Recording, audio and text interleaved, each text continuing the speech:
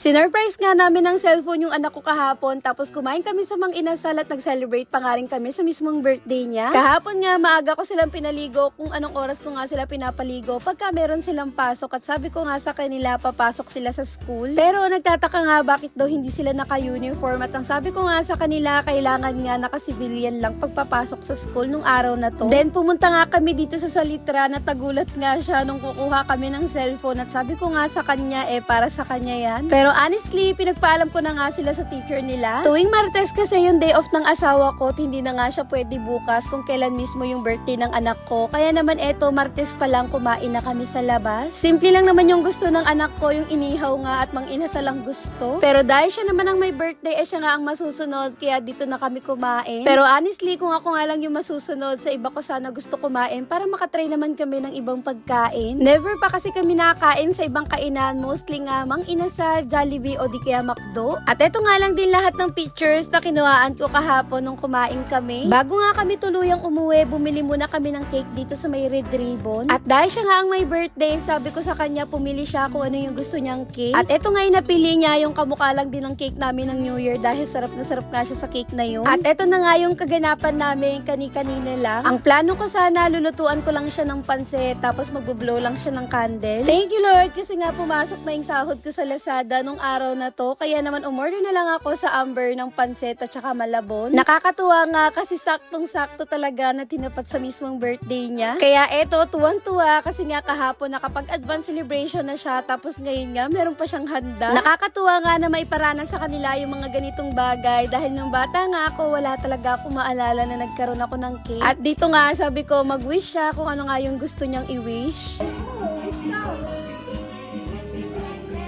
Sana po tumababa ako.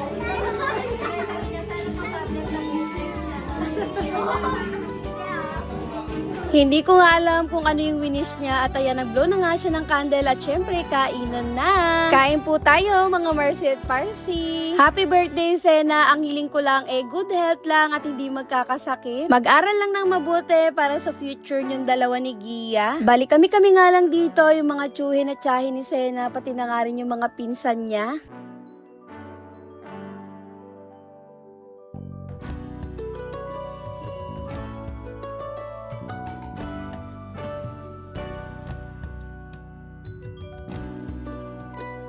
Thank you Lord sa araw na to at nairaos namin ng maayos at masaya yung birthday ni Sena. At yun lang muna mga Marcy at Parsi. Salamat sa panonood. Please like and share this video.